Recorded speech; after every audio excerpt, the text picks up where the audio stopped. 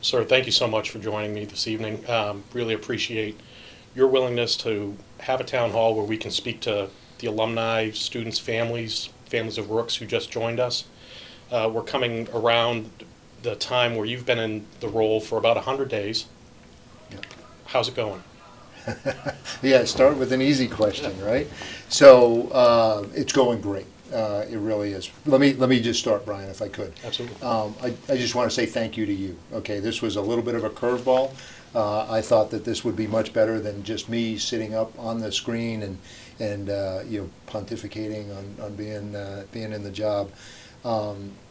It's important to me that the NUAA, the Alumni Association, particularly the Board of Directors, in your role, you'll have a strong voice for our alumni, and your questions and the way you want to frame them, I think will help speak to the alumni better than just me getting on camera and doing it that way. So thank you very much. I know you're a busy man, and I appreciate you taking the time.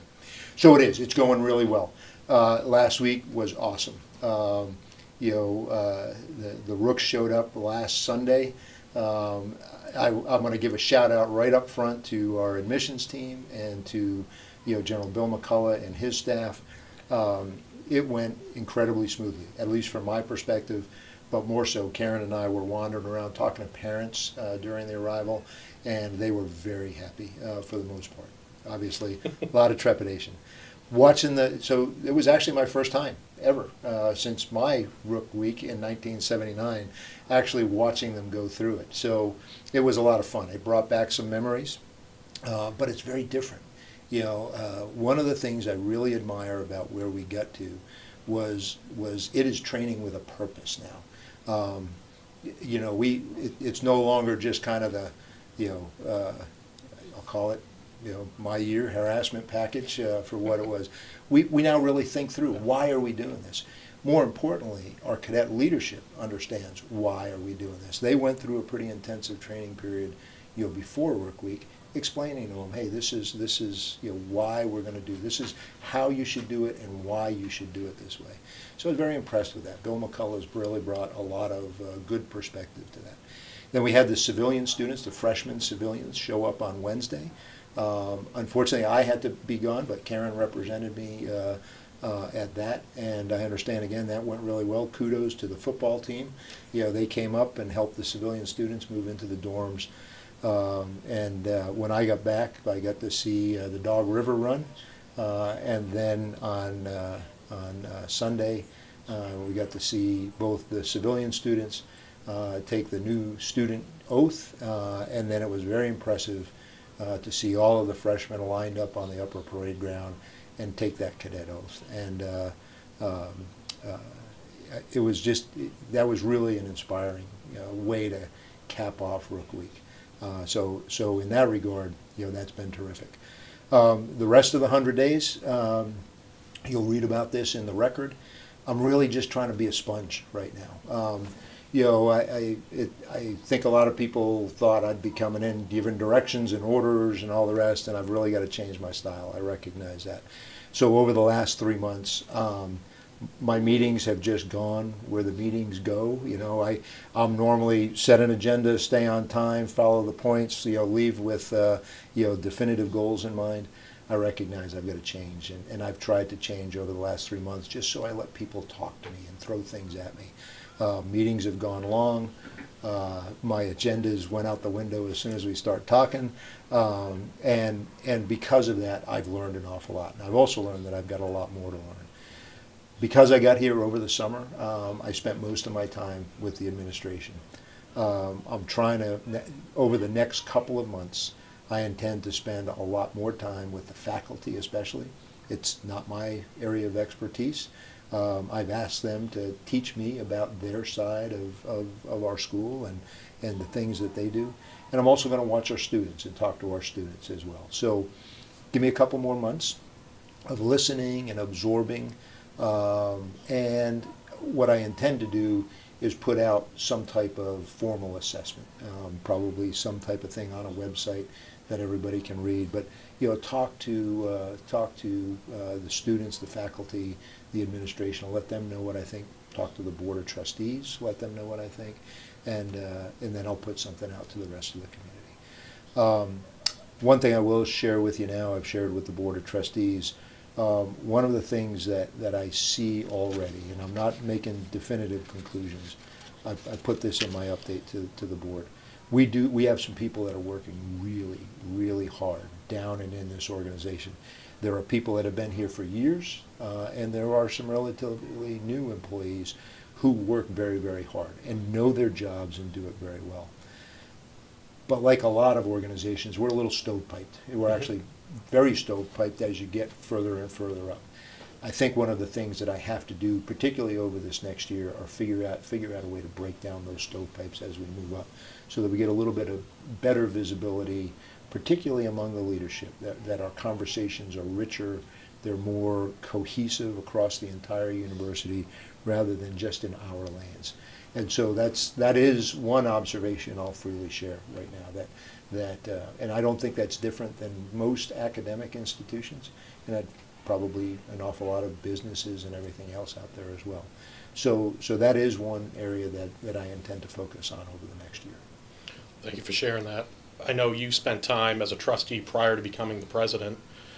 One of the questions, or actually several questions that we received, were all in line with around the financial health of the university. I didn't know if you could speak to that, even at a high level. Yeah, so let's spend. I've got a whole bunch of papers Sure. out here in front of me because I don't want to think that I'm going to remember everything. So if I refer to the papers, bear with me a little bit. But when I was both doing the town halls as the trustees were nominating me, and then in my initial town hall that I did, I talked a little bit about the financial stability of the university being a high priority for me. And the trustees told me to make it a priority.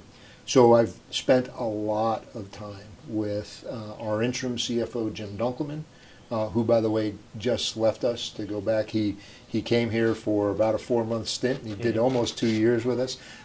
Jim, if you're listening, thank you very much for all the hard work that you've done. I've said it a number of times. He's going to stay on board as an advisor to me for a little while. Mr. Leroy Young, who's been our longtime controller, is now going to be our CFO. I'm going to elevate him. Unfortunately, right now he's doing double duty as both the CFO and the controller. But I have no doubt that when he's able to bring a new controller on board, Leroy is really going to take that CFO job to new levels. He and I have spent a lot of time talking about how do we bring better visibility, better transparency to our budgeting process, as well as the numbers of the university. Where are we financially? I will tell you, I kind of underestimated a little bit. It is an incredible. This is much more complex a business than most people really understand, and I'm learning that there are huge degrees of complexity. I've talked before about levers, right? That you've got the discount lever. How much do you discount your price? Well, the price itself, I'm learning, is really a lever. The number of students, how much money you take out of your endowment. All of these levers go into building a very complex financial picture. So, like with many things, I've absorbed this complexity, or I am absorbing. I'm not going to say I've absorbed it completely, but I'm absorbing this complexity. But my desire to bring better transparency has not changed. I think we can and we will do better in a more transparent explanation to all of our alumni. But let me talk. He asked about a high level. Where are we? Sure. A lot of my initial assessment remains the same. We're actually doing pretty well, particularly compared with a lot of other higher education institutions. Our endowment is in very good shape. Roughly 275, depends upon how the market did today, and if there was another announcement, or how it did, based on the interest rate speculation that the Fed threw out there. But we're doing pretty good. We've got a good endowment, and I've got to make sure during my tenure that I keep it strong, and actually we do need to grow it. All endowments should look to grow. But create, that's how we create flexibility and attain affordability for new students that want to come in. So that'll be a focus of mine. It's in good shape, but as I said, we're using it a little bit too tactically. Kind of like your, any kind of retirement fund. You want to plan for about 4 or 5% draw out of that in order to keep that sustainability there. We want to get to 5%. Okay, we're not there. 2 budgets ago, we were up over 9%. 2 years ago, not last fiscal year, the fiscal year before, we were at 9%. Last fiscal year, we brought it down to, this fiscal year, we're bringing it down to 7%. Okay, next year, we'll bring it down to 6%, and the year after, we'll be at 5%. So we'll get it down to where we're using that endowment the right way. That drives our budget. Okay, I talk about those levers. That's the very first lever that we've got to pull. What has the Board of Trustees approved? 7% for this year, 6% next year, 5% the year after. So from there, we build the rest of the budget. Last year, fiscal year 24, as we drew that 9%, we budgeted a minor surplus at the very beginning of the fiscal year, in the couple $100,000 realm. We actually did much better than that. So I'm going to caveat a lot of this right now. Certainly. We're still undergoing our audit, so I do not want to get out in front of our auditors, nor do I want to get out in front of the Board of Trustees. But I will say that we're going to end up with a much healthier surplus.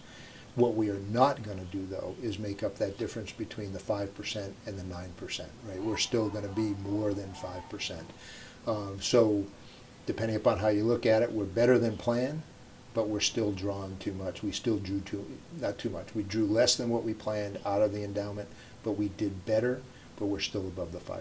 I hope that makes sense. I don't know.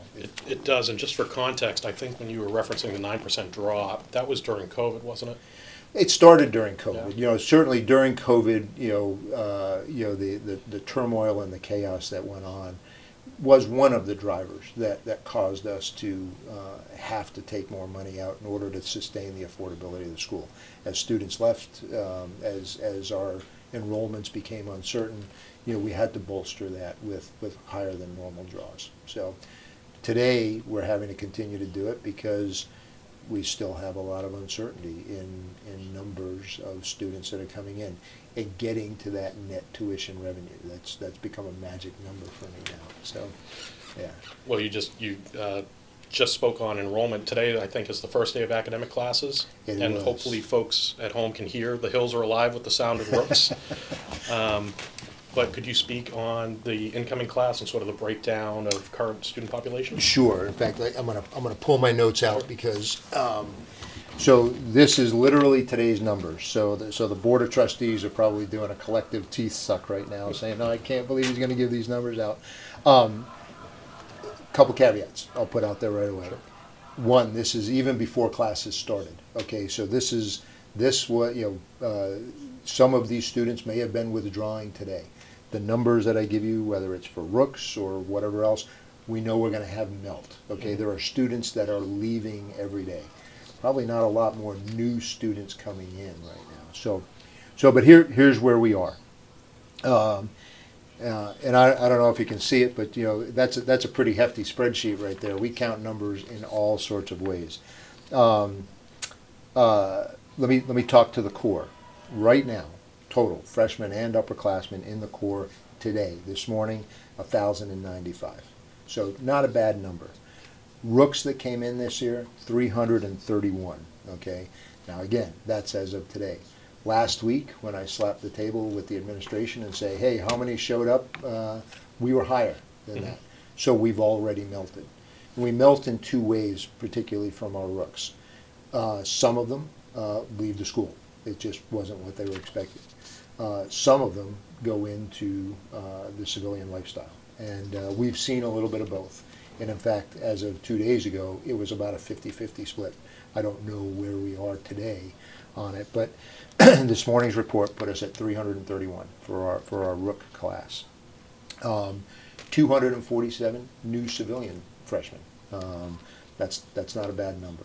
So core numbers 1,095, and civilians, to include non-matriculating civilians, 1,079. So pretty close. We're almost 50-50, but that includes civilians that live on campus, that includes civilians that commute to the school, and it includes non-matriculating students, students that are just taking classes with us. So while we're not at that 2/3, 1/3 number that our goal is, our core numbers have ticked up slightly from previous years. And I know we joined Norwich during vastly different times than Yes. 2024. Could you speak to some of the recruiting challenges that you've identified or Yeah. that you've been briefed on? So there is the national conversation going on across the board, the whole value of college, right? Why should I rack up all of these bills to get a 4-year degree? I can go get a certificate, or I can become a trade, learn a trade and make good money. That conversation is out there. It's alive and well, and we're not going to beat that. The issues with the free application for financial aid, for student aid, the FAFSA. The FAFSA really caused a lot of problems for us this year. Normally we can trace some pretty definitive metrics. How many deposits did you get? That's usually a pretty good reflection of who's going to show up at school. This year, what we found out, and what all of us found out, not just Norwich, was that students were really hedging their bets. Because their financial aid packages were coming in so late, they were actually putting deposits down 3, 4, 5 schools. Actually saying, putting a deposit out there saying, I'm coming to your school, waiting to see how the FAFSA actually turned out for them. It made it really hard to predict where we were going to fall out. There's also the recruiting challenges, and we're seeing it, that we're facing directly from the propensity for people not to serve in the military today. While Norwich isn't the military, because we educate our rooks in particular in a military lifestyle, we're seeing the same kinds of trends that the military is seeing. It's harder to get students to come, and we're actually seeing that. Anecdotally, all right, and this is simply anecdotes that I've gotten from a couple of people. A lot of students showed up and said, hey, Mom and Dad really wanted me to go through this, and once they start rook training, they say, hey, I didn't realize it was going to be quite like this. But that wasn't across the board. I don't want to overly generalize, but we're still facing a little bit of the COVID impacts. Remember, many of these students were in their formative years of high school, going through COVID early in their high school careers, and have a hard time socializing in a non-COVID environment. We're still seeing that. One of the great things Bill McCullough has done is he's embedded counselors with our rook companies in particular, as they're going through the training, and these counselors are on site. Bill's pulling a lot of the things that we've learned in the Marine Corps and other places. These counselors are on site and actually helping them right there. We don't have to pull the rooks out and send them somewhere else. These counselors are helping them. So we're doing some things to retain these folks. So those are the challenges that we're facing right now. That said, and I think you're probably going to want to talk about some of the other ways that we're going about recruiting. I'm very proud of our admissions department. They started something called Start Ready this year, and it is a very personal outreach. I can't say enough about how hard our counselors worked, our admissions counselors worked, with the students to get to know them, to really not just convince them to come to Norwich, but help them make that decision with their parents, with their guardians to come here. So we can talk more about that if you'd like. I think that would be great. I know we started to talk about sort of keeping Norwich competitive, both within Vermont, when you have so many of the Vermont state colleges merging. Mm-hmm. We're facing the similar higher ed challenges. Right. But I know we've got the Leadership Academy. Right. We've got new efforts towards cyber with Nuari, with the presentation that just happened, I think it was a week and a half ago. Yeah. Yeah, if you could speak to any of that, or athletics, anything that sort of you see either immediately or in the future differentiating us from other institutions so we can sort of push prospective applicants over the line to apply and come here. Yeah. So the first thing that I will always tout about what makes Norwich unique is, you know, the style in which we educate our students. Having the core, the military background, even for our civilian students, provides a framework that in and of itself makes us unique, but speaks to a certain kind of student that, you know, is well suited to come to Norwich. So we have that degree of uniqueness, and I've seen that. I see it as I go around and I talk to the leadership, the student leadership, as they prepared for Rook Week. I've seen it as I've talked to Rooks that have come on board, and I'm sure I'll see it as I talk to the other upperclassmen, the non-cadre folks. They understand that and they see that. So just the nature of being the nation's oldest private military college, being one of the senior military colleges in the country, while there are challenges, it gives us a uniqueness that some people are seeking. Maybe we'll talk a little bit later about JROTC and how we're doing in JROTC, which is a real strong point for us right now. But I don't want to gloss over our academics. You mentioned cyber.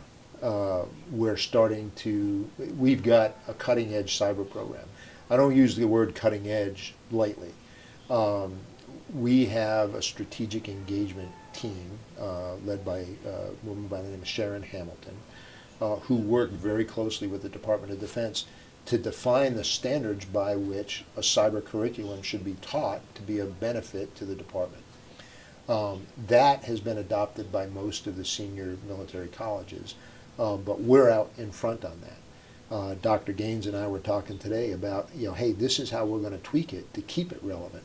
Those are the words that we like to talk about. Relevant, agile first, you know, make sure we're staying on top of what's needed out there, and relevant, make sure we're hitting all of those marks. We've got a great cyber program. We want to do the same thing in artificial intelligence. You asked about the colloquium. I've learned how to say that word. You asked about the colloquium we did last week in conjunction with Nuari. We're bringing in partners from throughout Vermont up to a place up in Burlington where we talked about some real projects that our students have worked on, and talking to businesses, to government agencies, both state and federal, to other academic institutions to say, look, we're ready to partner with you. Our students are ready to come and do internships with you. I want you to hire Norwich students because they've got a cutting edge education, and we're proving that to them. So things like this curriculum are putting us out there on the cutting edge of industry in particular and where they're going. Our curriculum is doing really well across the board. But even our traditional curriculum, our engineering programs are strong. Our liberal arts programs are strong. Our criminal justice program is very strong. We have a good interdisciplinary academic program that is teaching some good stuff. I'm very proud of our faculty. I'm getting to know most of them now. And I think we've got some really good faculty here doing some good things. So academically, we're doing strong. You talked about athletics. We could talk a lot about athletics because a lot of alumni ask me about athletics. It's important to have strong, robust athletic programs, and I intend to keep us there. But I want to make sure that there are some things that we do athletically that aren't necessarily in keeping with the core of cadets. So sometimes there's a little, I'm being real blunt here, and some people haven't liked me talking about this, but there's a real dichotomy between recruiting students for the Corps of Cadets or recruiting athletes that in some cases are older and all the rest. I intend to keep our athletic program strong, even if it means bringing in some non-traditional students, as long as they buy off on our Norwich ethos, and that's where I want us to be. we did not necessarily prioritize athletics in our recruiting, and that's nobody's fault. It just isn't where we were. As I look toward next year, my number one recruiting priority is going to be the Corps of Cadets. It will always be the Corps of Cadets until I get us to the numbers that we want to be at in the Corps of Cadets.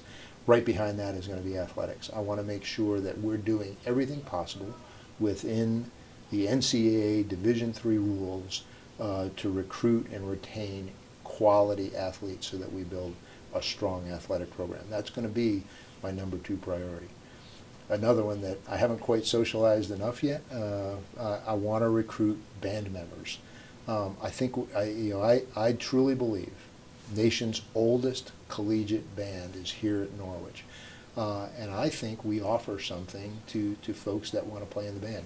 You don't just go to football games, you go to all our athletic events. You do march downs. We'll find things for you to do in and around the local community. We're trying to get them back to the inauguration and get them to march in the inauguration. This is the presidential inauguration. The presidential inauguration. One of my, it was a great duty that I had. I got to be the president, one of the presidential escorts in the 2020 election, and I got to see the Norwich band. I stood next, on the grandstand, with the president and the party, watching the Norwich band march by. I want to get us back to there, and haven't met with the band yet, but that is one of my future. You got a snapshot of or a preview of something that I want to do in the future here. So, yeah. Well, I was able to hear them at the Rook Arrival Day ceremony, Yeah. and they sounded fantastic. So they do sound good. They Very do sound good. It's a lot of fun. Karen and I get to live on the Marine Barracks at 8th and I, and we heard the President's Own tune up every day. And there's something about living with a band that's actually pretty cool. That's from a non-musician too. So I know that'll be sort of an external-facing piece where the band or any of our athletics or special units, Yep. Drill team, I know still competes nationally. They do. Yeah. Alumni are always eager to attend these events if they're local to them. Right. And we have an extremely passionate alumni community. There's so many ways that an alumni can engage with the university. The three that we often talk about are time, treasure, and talent. Yep. What would be your message to an alumni who hears this stream, who's eager to get involved, they want to do something this week? Yeah. What would be your message to them? So first off, we'll stick with what you were just talking about. Sure. We're as our students come on board, they're going to be out on academic events. Our drill team will be going out to different events around the country. We'll be doing things, and we'll advertise them. Make sure that you stay in touch with our alumni office and find out where are the students going to be. And if we're not doing good enough in advertising that, I'd like to hear about that. Most importantly, though, I would connect with your local club. Sometimes I think that's underestimated. Karen and I have had the great fortune of being associated with the Washington, D.C. club. She's run clubs in Southern California and other places we've been. And it kept us involved and engaged in the university, and we really understood through our whole careers where Norwich was, primarily because of that association with the local clubs. One thing I'll ask right up front: come back for alumni weekend, even if it's not your year, one of your big reunion years. Come back to the school. That is a great time to be here at Norwich. You get to reconnect. Yeah, granted, maybe it's not your big class year, but you still get to see a lot of other alum, see a lot of the things that are going on, get a feel for what's going on here in the campus. One of the things that I'd ask is go out and find classmates that haven't engaged in a while and encourage them to come. Whether it's to alumni weekend, take a trip up to Vermont, engage with your local club, go out and recruit. And we talk about recruiting students, right? Everybody thinks we just need to recruit students. I need you to recruit alumni. I need to bring alumni into the fold and helping us grow our alumni network. Because alumni are our best donors. Alumni recruit new students for us. Alumni just bring the spirit of Norwich out, and that's the best advertising you can get, right? The best marketing you can have are when alumni are coming back, fired up from going to a local alumni event, and they're talking to people at their job site about it, their friends at church or wherever they are, about being a Norwich grad and how they just reconnected. That kind of fire and passion is really the thing that I need. Of course, if you want to write a check, I'm more than happy to take that one on as well. So, yeah. I think that's all great advice, and I think the majority of alumni have experiences from when they were looking at Norwich or considering college, where an alumni in their life. Your efforts in particular in that regard. Thank you. Right now, we're sort of in the early stages of the upcoming, we're in the upcoming present academic year. Could you share sort of your strategic plan? Mm-hmm. Yeah, Such no, as it is? I wish I could. I'll give you my thoughts on where we are. The plan needs to get resurrected a little bit. We talked about a lot of, so we had a plan on the shelf. Let me back up even further. As President Schneider was leaving, we had the Norwich After Next plan. It had kind of been overcome by the 200th anniversary and then President Schneider's departure. For a variety of reasons, it never actually got launched as our future strategy. But it was a good guidepost for some things that were good, that were trending at the time, and there were some good nuggets in there. As I came on board the Board of Trustees, there was another plan that was in the works. There was some goodness in it. Quite honestly, a lot of it was aspirational, though. As I'm coming on board, we're faced with a very different reality. You've mentioned it. A lot of schools are facing very difficult financial straits. This geopolitical conversation is not helping with recruiting. This sociopolitical conversation about the viability, the value of college is not helping. We've got a demographic cliff coming up. There are just a bottom line fact of life.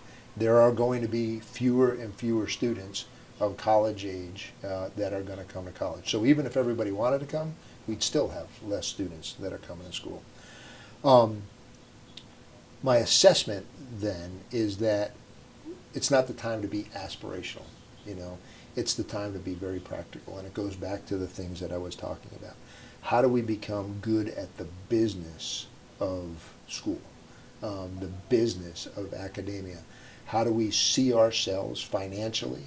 How do we see ourselves through all the systems and the data and everything else that a traditional commercial business has already started to adopt? That academia, in my judgment, is maybe a step or two behind, maybe even more than a step or two. So my goal is to weather the storm, if you will. I don't need a 10-year vision. Okay, you don't need a 10-year vision from me, and I don't think the school's prepared to do a 10-year vision. I think what we need to do is bring it back much more near term. I think we should be looking at about 3 years. That's the stormy weather that's hitting us. That's what we can see. Demographics are telling us that's probably what it's going to be. So let's build a strategy that weathers this storm. Let's use it to strengthen ourselves. We're going to get through it fine. I'm not worried about that.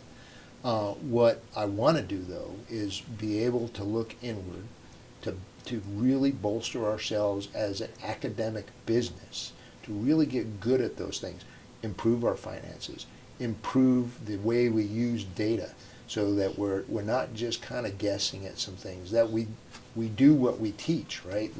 That we've got a couple of data scientists that are on board, just a couple right now, that are making great sense out of some of the academic numbers out there. I want to expand that to the full range of things that we do here at Norwich. Get into data analytics. Start to use. We're implementing a new system right now. We've been on local server-based. It's called Banner. It's done. We use Banner. It's all locally based, and it's kind of an old-fashioned way of doing it. You get an update in, we got to take time, we got to update our own server-based instance of these things. We're going to a software as a service type backbone. So now, it'll be a much more modern IT system. We're bringing other functions throughout the school. We had 3, we're bringing 4 more. So we'll have a total of 7 functions throughout the school onto this enterprise resource program. And so let's use that now. Let's not just do the same old thing with it. Let's now take it as a true tool to begin to see ourselves better financially, academically, admissions-wise, merge all that data together, do some real data analytics behind it. To people that are in industry, commercial industry, those things that I'm talking about are not new. But into academia, I believe that they are. So I've got to work with a variety of folks to get us there. That's kind of the essence of what I see the strategy about. We also want to talk about academics, though, too. We want to make sure that we're sustaining this agile, relevant curriculum that we've talked about. That's not easy to do sometimes, and we want to make sure that we've got things in place to do that. So those are some of the things that we're talking about. Very much less aspirational, much more practical, much more near-term instead of a long-term visionary thing. But I think that's where we need to be right now. And in the vein of sort of near-term visions, we just selected a new alumni VP for Development and Alumni Relations. Yep. Could you speak to some of the goals you have for that individual? Sure. So even just announce. So Brian Doyle is coming on board, an alum. So we had 4 great. We narrowed a pretty wide field of some very interested applicants down to about 4, and they went through a pretty intensive process to include each one of them putting a day on campus here and then having to meet with me at the end of the day, which I don't think was really fun for a lot of them. But very, very professionally done. And so I appreciate all the team that had been involved in that and all of the applicants. But I ended up settling on Brian. Mm-hmm. Very happy with him. 1, he's an alum. 2, I was very impressed with the fact that he was successful in the Army. He retired as a lieutenant colonel, and then went and did something off the wall. Right? He went to work for General Motors. Right? That's not your typical path for an Army lieutenant colonel to go into a completely different industry. Started at the bottom of his management effort and very quickly worked himself up. Proven good business acumen. So that's what he's bringing to us, and I'm very excited about Brian coming on board, and I think he's going to be a good fit. He's also spent a lot of time in alumni leadership. He has been very active in a number of different alumni programs throughout both his military career and his business career. So I think he'll be a good fit into our team, and I'm looking forward to him coming on board mid-September. Goals, get his hands around our development and alumni effort. As you know, we're elevating alumni back up to the VP level, to the AVP level, which I'm very pleased about. I'm going to ask Brian to continue to look and see how we're doing organizationally, but more important, how do we accelerate alumni outreach? Development. I'd like him to think out of the box in terms of cultivating new donors. Find people whose philanthropic goals are aligned with our institution's ethos and values. There's a lot of people out there like that, and I'm going to ask him to spend some premium time with our current donors, but also cultivating new ones. Find people out there that align with our values, who want to support us and bolster our endowment, make school affordable for students that want to come here to Norwich. So that's my task to Brian. It's not going to be an easy one, but he'll do well at it. I think he'll do very well at it, and I think Brian is a good example of a passionate alumni who finds success outside of the Hill, Yep. who's willing to come back and serve Norwich Yep. as an employee. Similar to that, is there a strategy for finding and retaining top-tier employment talent? Vermont, I lived in Vermont for 15 years, including my time at Norwich. It's an amazing state, but competitively you're competing against the New Yorks and the Massachusetts. Yep. Anything you'd like to say on that? So I've spent a lot of time working inside the state. One of the things and maybe this is unfair, maybe people don't like me using it, but I've always said that I kind of view Norwich as being in Vermont, but not necessarily part of Vermont. That has created some challenges for us. it's hard to go and find talent locally that wants to come here and work, because I just think we're not the people that think of as the first choice for employment coming on board. But I've had a meeting with state leaders, from the governor through state senators, state, local representatives, others in the state government and in other academic institutions, and said, hey, look, I'm interested in your folks coming to work for Norwich. Find that state employee that's worked in finance. So I talked about Leroy Young having a need to find a controller. I would love for somebody coming out of state government or one of the local businesses, probably up in Burlington, that is ready to come to Norwich as a second career, or even as a entry level career, and bring them on board. I want to hire locally because, I'll be honest, it's hard to get people to come here to Vermont from outside the state. So I want to do a better job of recruiting from within Vermont to help bolster our team here, our employee team. Conversely, I want to find opportunities from businesses in Vermont, from the state, from others, for our students to leave here and get employment in Vermont. That they're doing internships with companies that are on the cutting edge. We talked about at the AI Colloquium, finding businesses that are willing to take our students on as interns. That'll lead to employment for them afterwards. There are some good things being tried here in Vermont. We've got a lot of cutting edge industry. I'm hoping that we can do that. We won't just stop here. Of course, we'll continue to look nationally. We'll try and both bring talent in to work for us from around the country. But one of the things that I'm asking is, come here. I'm okay with some folks working remotely. It's become a trend that I actually supported for a while, but I think we've, like a pendulum, it's swung a little bit too far. We have an awful lot of people that are working very remotely right now. You have to be here to hear the cadets out on the upper parade ground, to watch the interaction between our civilian students and the cadets, which is something I'm growing in an appreciation of. That is really very special. And if you're not here and you're not seeing it and you're not part of it, it's kind of hard sometimes. So I'm okay with some of the hybrid work. I'm okay with some of the remote work, but I'd like people to want to come here. Karen and I are we're actually, I think, being very welcomed by Northfield, by Central Vermont. It is really a nice place to be right now, and we are really enjoying that, and I want all of our folks to have that same welcoming feel that we're getting as we're integrating in here.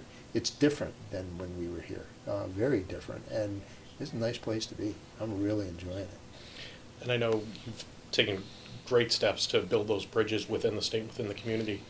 You and Mrs. Broadmeadow just had a community sort of open house. Yeah. Could you speak to how that went? It went great. We did an open house at Woodbury Hall, which is a wonderful place to live, by the way. And we'll be opening up the house to a lot of alum and everything else, particularly over Alumni Weekend. But we threw a tent up, or actually our great facilities operations crew threw a big tent up in the yard. We threw an open invitation out there through a couple of groups. There are a couple of local groups that want to leverage a better relationship between Norwich and Northfield in particular. They helped us get the word out, and we had a little over 100 people that stopped by, grabbed a donut, a cup of coffee, and had great conversations with Karen and I. So it was a lot of fun. Unfortunately, we bumped into a couple of other unexpected things, a couple funerals and things that went on at the same time. But I was very impressed with the people that stopped by and their genuine appreciation for what Norwich does. We're going to continue to do that. Try and have a football game for the Northfield folks. Ed Hockenberry and Karen and I ended up at the Mountaineers baseball game. Karen and I have been to a couple of them right now, but Ed got to throw the first pitch out there, and so we're trying to make some good inroads into the local community. I think that's really important, because in about a month Norwich is going to take over the whole Dog River Valley with homecoming. Yep. You'll certainly be busy attending many events, but is there any particular event that you're really looking forward to? Well, obviously the football game, that first march down, the alumni march down first, and then seeing that, and then the football game, certainly. But to be honest, it's reconnecting, just reconnecting with the alumni on a different level. We did our 40th last year, best reunion I have ever been to. We had a blast. It was different on a whole bunch in a whole bunch of ways, and I now get really lucky to do it back to back, now as the president, and getting to reconnect with a whole different group of classes and everything. I'm really excited about that, and I mean it when I say just reconnecting with the alum as they're coming in, and seeing that. The Women Kicking Glass Gala is going to go on. This is the Friday night event? We're doing that Friday night. Yep, the gala is Friday night. This is something that I'm really, really proud of, and not just because I go home and hear Karen talk about it every night, but think about it. 50 years of women in the Corps Cadets here on the Northfield campus. We were the first ones to do it, and it's kind of a big deal. And the women that came on board and the women that have been on board since have brought this school a whole different reputation. They have been incredibly successful throughout. And so it's right and it's good for us to be celebrating 50 years, being at the leading edge of making a real change. I'm very proud of them, the women that had the courage to be the first to do it, the women that have followed them and have been very successful in life. But I'm really proud of our university to have done this. So this celebration, this Women Kicking Glass celebration, it's going to be a really, I'm really looking forward to this an awful lot. Yeah, it'll be excellent. I think the first evening of programming, there's a Legacy of Learning panel for women in law enforcement, programming throughout the weekend. Right. But the gala, I think, is one of the biggest events. Yeah, the gala is the biggest one. We're going to do stuff like we're going to make a dedication at Girard Hall. When I was here, that's where the civilian women lived. Was in Girard. We're gonna I think do a plaque up there, right? We're going to do a plaque at Girard to commemorate that. So. That'll be excellent. It's been a little more than 2 years of hard work by volunteer organizations, the committee, so it's a nice celebration of their efforts as well.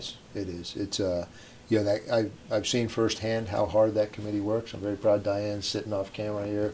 I'll embarrass her, and so is Karen. But there's a committee that I've seen I've seen firsthand how hard they've worked. So. I know we're bumping up against time, so I had a handful of sort of other questions? fun questions to Sure. ask. Hey, one that Yeah, I sure. got first. I know Go for it. Mark Maservi threw some questions out here, and I don't know if you got a chance to see them. And I Sure. did want to share them. And of course, I pulled my notes out. Now I'm scrambling to find the notes. So we got the question about JROTC, and I wanted to Oh, do this. that's First, right. first was on military high schools. This one just came in a little bit ago, and I'm sorry to cut you off No. on this one, but I did want to get this out because this is a really good news story. So we had 13 students who had graduated from military high schools around the country. One of them was, 10 were also in JROTC programs. We had one civilian student come from a military high school. More importantly, Mark asked how many JROTC students from non-military high schools came here, non-military boarding schools. We had 118 JROTC students enroll with us this year and show up last week. Really good question about achieving metrics. And I'll admit I haven't established any metrics for it yet, but some of the things that we're doing, and I want to get it right. We put a lot of recruiters throughout, and again, I told you I was real proud of our admissions office. They saw this, and Kim Riley and her team put recruiters out across the country. She actually asked, kind of just the opposite of what I said about, I want to bring people here. Kim actually asked a few people on her team to go out, and live elsewhere in the country to recruit for Norwich, and two of them actually went and did that. We have one in Texas and one in North Carolina. We're also going to put another one in Southern California. We were very fortunate. We got a lead on 132,000 JROTC students that we can now use those leads to really accelerate this program. And then the last question that got asked, and I'm very happy that he asked this, how many matriculants completed the Norwich's Future Leader Camp? So we had 64 Future Leader Camp grads and 31 LCW. And I'm going to blank on LCW right now. That's terrible. It's another leadership program that we do. I'm looking over to see if somebody can help me, but I'm blanking on LCW. That's terrible. I'm sorry. We had a total of 95 incoming rooks from those two leadership programs. So these camps that we run during the summer have proven to be a boon for us, as has JROTC, and we're going to accelerate that relationship with JROTC and find those students out there. So I appreciate Mark asking those questions. Those are excellent questions. Yeah, they really are. Yeah, I'm sorry. Let's. No. Well, so last year you celebrated your 40th. This year you're celebrating homecoming as the president. What are some of the biggest changes you've seen on the Hill from your time as a cadet to now? Wow. So first off, I don't remember doing the Dog River Run. So Okay. it's funny, Karen and I were sending pictures out to, we've got a text chain with some of our classmates out there. And one of them said, I don't remember doing that. And I don't either. I don't think we did it. So it's not, I think I remember going down there and they made us get our black boots wet so that we would break them in. If you remember those old black leather boots, not quite sure how the Dog River actually helped you break your boots in better, but that was the myth that went around. I'll just leverage that to something I already said. The whole way that we bring rooks on board right now is very, very different.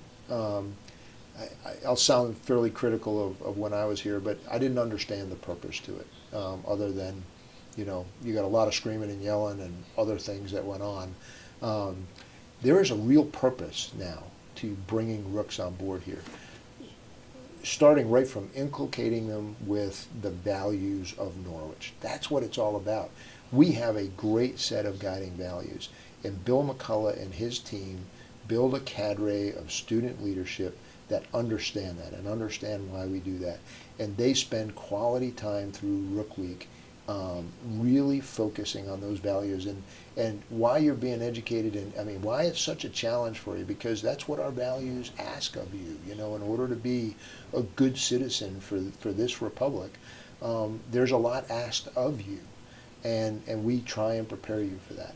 And so that tie exists there, and Bill and his folks have done a great job with it. So that's a big change, it's a change that I'm most excited about. I talk a little bit about this in my article for the record. This campus, we would come up for alumni weekend and all the rest. Walking around this campus, it's been very quiet over the summer. The students are gone, the faculty's gone. There have been some summer camps, but we've wandered around this campus, and I've really seen nooks and crannies that I never really knew existed before.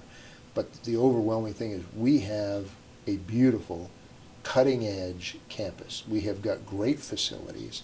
We live in a really beautiful place. Now, granted, we got barracks and not, the fancy dorm rooms you'll find at a lot of state universities, but they're really well done, and they create this sense of community.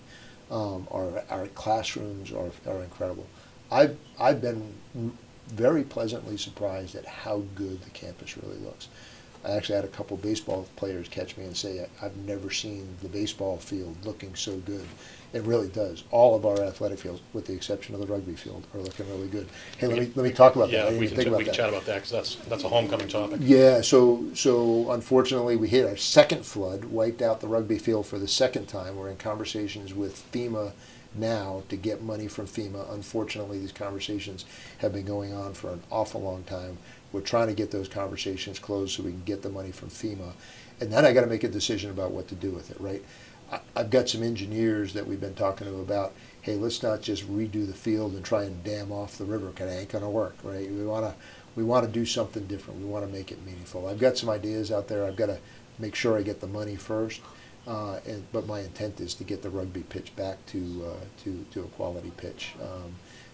Once we get all the FEMA stuff resolved, we really get a real solution, so that we don't keep flooding it out and have to spend $1 million every time that happens. And just for any listener that's concerned that there won't be a homecoming weekend rugby game, they're playing on. We're playing on the graveyard pitch. All right, you there know, we go. so I don't know. It's I've learned where the graveyard pitch is. I have not yet seen a match out there, but I'm looking forward to seeing it. We were just talking today. We're gonna be out there for the homecoming. We're gonna pop in at the homecoming game. Or a game during homecoming. So excellent. yeah. I know that. I think that covers everything that I had. Was there anything that we missed that you wanted to touch on before we? This was great. Let's do this often as we can get together again. I know you're really busy. If you'd like to bring in some other folks, we can do that as well. I think that's important. I'd be interested in hearing the feedback that you get on this. But thanks for your time. I know you put a lot of work into the questions and to reaching out to alum and all the rest. And it's where I'd love to see NUAA go across the board. This very direct involvement like you've had, with our alumni and helping, our development